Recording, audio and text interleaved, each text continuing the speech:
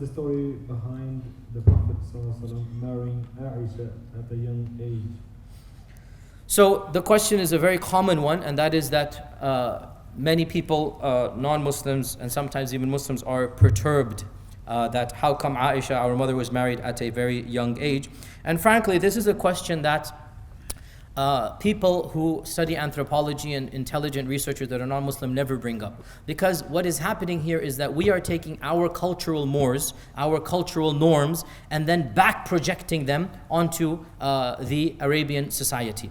You see, the age of marriage is something that has no normative, no standard age. And cultures and ethnicities throughout the centuries had different ages of marriage. Shakespeare wrote his famous Romeo and Juliet. Do you know that the first actors that played Romeo and Juliet were how old? 15 and 14 years old. The boy was 15, the girl was 14. For Shakespeare's time, now if we had a Romeo and Juliet play, the content and the love scenes and the romance, we would project it onto an 18 or 19 and a 19 or 17-year-old, you know? We would say, oh, this is a young man and a young woman. In our age, in 2014, Romeo and Juliet, we think of like a 19-year-old with his 17-year-old sweetheart or 18-year-old sweetheart. That's our version. Well, when Shakespeare wrote the play, it was for a 14-year-old and a 15-year-old.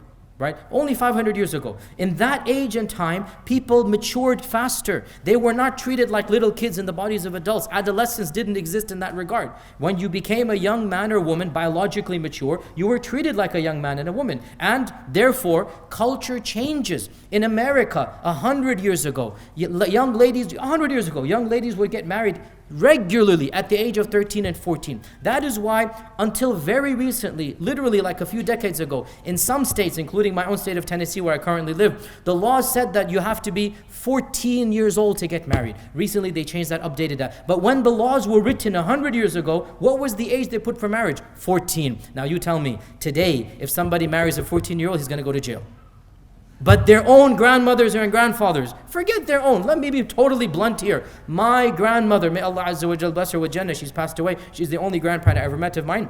My grandmother in rural India, back in the 1920s, she got married at the age of 13. My grandmother.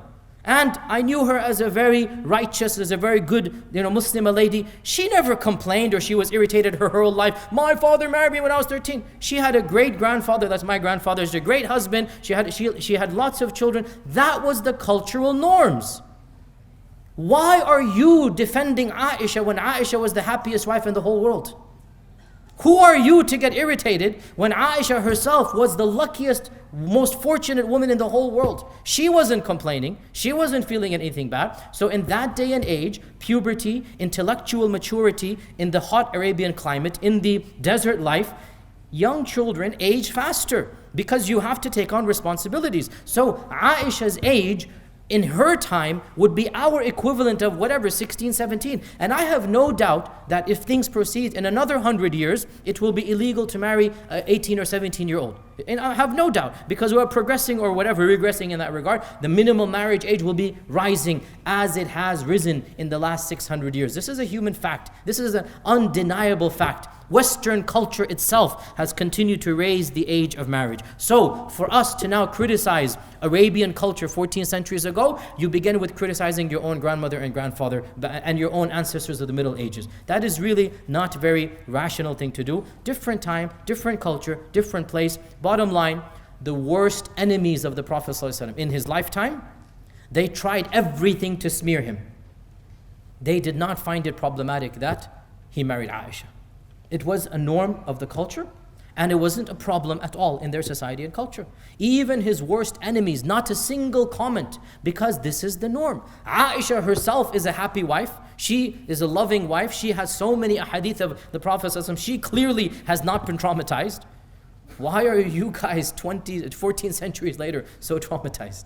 So think about it and be a little bit more mature, a little bit more anthropological, a little bit more historical. There's absolutely nothing wrong. And Muslims, don't apologize for the truth and don't distort the truth. There are Muslims that try to deny this. Oh, he didn't marry Aisha as a young girl. Ya akhi, look, that's not the way forward. We don't lie for the sake of our religion. Astaghfirullah. We have the truth. We're not going to cover up the truth if people find it embarrassing. This is the reality. Deal with it. Our Prophet ﷺ married a young girl and it was fine for the time. I am not saying we need to resurrect this age in our time, because times have changed. And there's no problem in our time. My own Shaykh Ibn Uthaymin rahimahullah ta'ala, he was of the opinion that we should have a minimal age of marriage, 15, 16, whatever the call. He didn't specify an age, but he said, yes, we should have a minimal age that society now is used to and accustomed to. That's not a problem. But for us to find something worthy of criticism that's different culture, different time, different place, the Sharia has allowed a spectrum. This is the point. Islamic law, it allows a spectrum. In societies and cultures where younger marriages happen and it's common, let it happen. In modern times, I will be the first person to say that an 11-year-old in modern Arabia or Yemen or Pakistan is not ready for marriage. I'll be the first to say this. I'll be the first to say we need to have laws that are in place that the young lady is now mentally capable of being a married lady. She's physically capable. No problem. But for our Prophet ﷺ, it's a different time, different place. Everybody's used to it. Aisha herself was prepared for it. So who are we to get in the middle of their issue that they didn't even have any issue about? And Allah Azza wa Jal knows best.